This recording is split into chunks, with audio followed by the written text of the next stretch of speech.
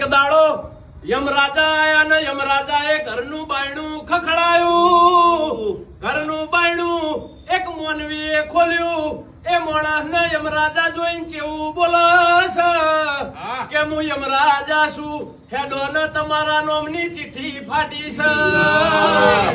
એટલા માણસ કેવું બોલે છે, ઉભા રહ્યો ને હું દાગીના પહેરી લઉં, થોડા પૈસા લઈ લઉં, મારા નવા લુગડા પહેરી લઉં, હારા બૂટ પહેરી લઉં, હમણાં બહુ મૂઘા વસ્તુ ને મૂઘી વસ્તુઓ લાવ્યો છું, એ બધું પહેરી લઉં, પછી તમારા હંગાથ આવું છું. યમરાજાએ કીધું તમારા હંગાત કશું આવશે નહીં, તમારા જોડે 5 મિનિટનો ટાઈમ છે, મારા હંગાથ હેડો ને.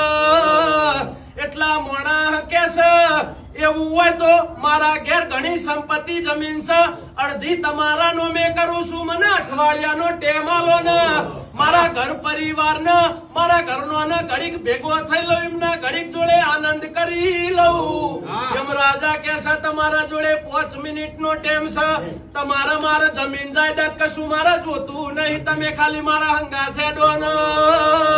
એટલા મોણા કે છે અરે યમરાજા આખી જિંદગી મેં નકરો પૈસો ભેગો કર્યો, આખી જિંદગી સંપત્તિ કમાણ્યો, પણ મેં કોઈ દાડો મારી પરિવાર ને મારા ઘરનો ને મેં હરખો ટેમ આલ્યો નહીં.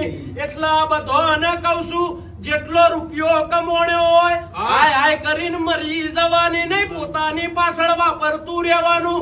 ઘર પરિવારની પાછળ થોડા થોડા રૂપિયા પોતાની સમાજની પાછળ વાપરતા રહેવાના. આ બધી વસ્તુ મળીને કરેલું પુન તમારા ભેળું આવશે, બીજું કશું હંગાત આવવાનું નથી. ગમે તેટલી 5 લાખની ગાડી હોય કે 50 લાખની ગાડી હોય, પણ તમારે જવાનું તો ખાલી 150 રૂપિયાના લોટામાં જ છે.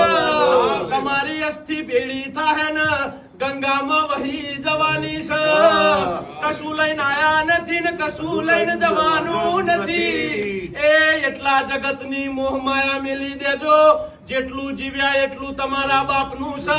પુનની પાળ બોતતા રહેજો ને તમારા પરિવારના તમારા ઘરના જોડે મોજ જેટલી જિંદગી મળી છે મોજ માણી લેજો. મારા બરુહાના ભગવાન